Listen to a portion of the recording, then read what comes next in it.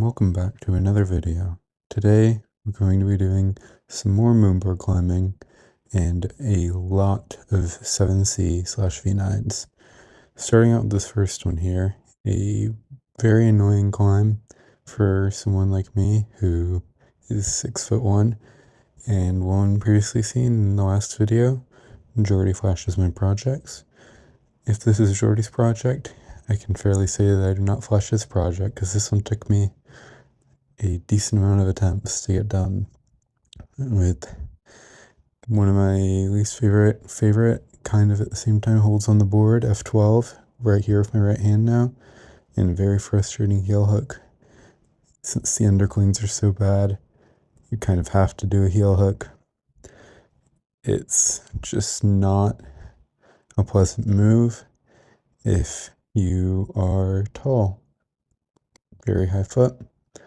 But I eventually managed to make the heel stick and stick the shoulder move, and the rest of the climb wasn't really too bad. And if you're wondering why I'm holding holds that aren't lit up, it's because I was sharing the board, and this changed very quickly as now I'm on to Crixus, another one from the last video, and I'm trying a different beta using the lower hand, which made the move significantly easier. I was a bit surprised actually that it helped so much, but I got it done. Now another one I tried at the end of the last video, had a very quick attempt at it, to say the least, and with a lot more energy I was able to quickly get through the first move.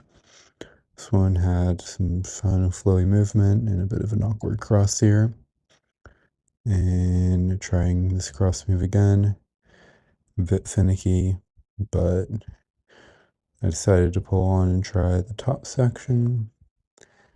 And a nice little move out here to this crimp, and then just a bit of a flail there, but I tried it from the start. And sometimes just the try hard of a Sengo is what pulls you through moves like this.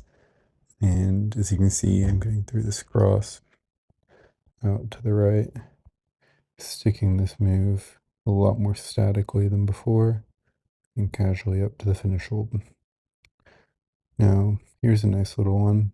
If you are familiar in the world of outdoor climbing, No One Mourns the Wicked, a very cool V7 team.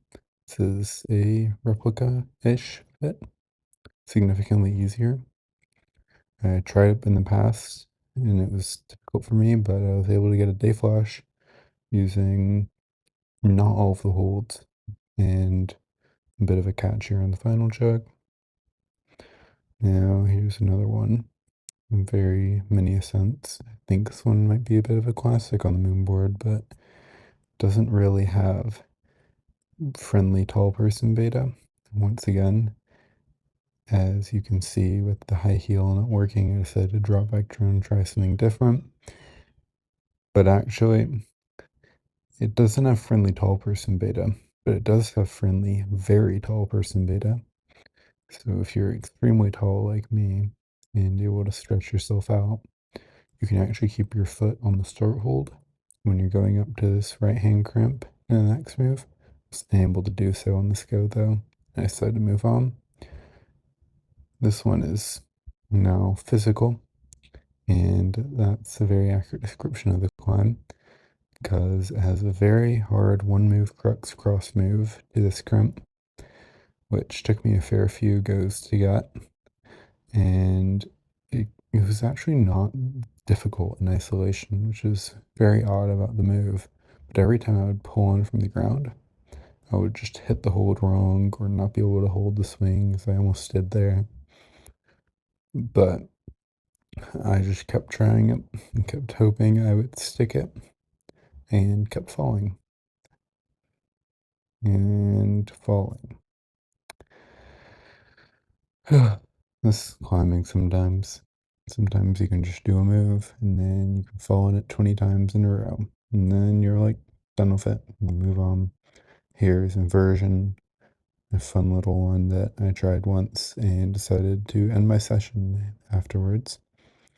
Now I'm on to this nice little rig here called Twist of Fate. And the fun thing about this climb is I actually tried it for a while and found the third move and second move quite difficult, and it was just a cakewalk now. A few months difference training can make. Oh, now this video is a bit chaotic, to say the least, and I did not send the climb. I think that's the most you can take away from that video. But here's me doing parallel parking V9/7C by the one and only Ravioli Biceps. Fun little line. Again, didn't have the lights on, so it's just having to memorize the holds. Actually ended up skipping a hold to go to the finish jug. Nice little one-arm walk off to finish me off there. Now this is a fun little rig called Cries in Despair. It's got a bit of a tricky move, do a crimp, and you hit a bump. And I'm pretty sure I'm not supposed to do this beta, but I'm tall. Bump in and then bump again. I think you're supposed to cross to the crimp, but I am a tall person who doesn't like to do short moves, so I skipped it. And again, using my height here, able to keep on the left foot before hitting this move to the pocket and finishing. Now, we don't talk about my height. Here's a perfect example of my height helping on goat goals V9/7C. Yes, another V9. In fact, a very big move coming up here and hitting that left crimp before finishing up with a bit of a weird finish where I wanted to get my foot on, and instead I decided to campus match. Getting stronger, maybe. Now here's a nice little rig. Gangster's Paradise V9/7C. I should stop saying the grade at this point because you know what grade it is already. A bit of a foot pop there. Annoying to blow the flash, but I fell anyways, so who cares?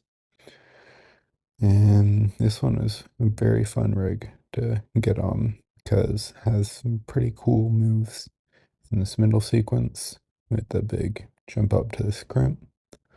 And then nice little cross, which is actually not better to cross under two, but significantly easier if you want to cross over the top, as you're going to see in a second. After you do this nice little jump move to the crimp, very fun. And then it's got a nice little catch on this Gaston and some fun techie movement to get to the finish with the long limbs of my flexibility getting in action there. Always nice, you know, to work on the splits. Important thing.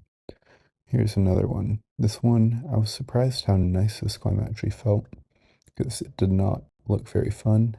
As you can see, I'm trying some weird things with this pinch, but this move is actually nowhere near as hard as I make it look.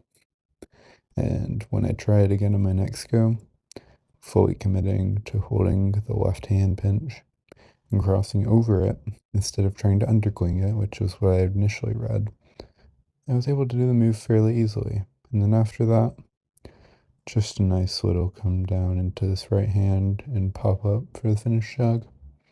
Another fun one down. And getting closer and closer to hitting the top 100 in the Moonboard at this point in global rankings. But I'm still a little ways off as of the time of these sends. Again, now I'm getting back on inversion and sticking this second move and out here, and here's where it gets a little finicky and fun. You hit up foot on this pinch and you swing under, and let's just say that was a bit of a painful fall, and I did not really want to stick with doing it that way, but I never got the chance to try anything different because I just proceeded to fall in the start again very many times. That's a bit of a theme at the end of the video, you know, end of the session. So thanks for watching this video. I hope you have a great day.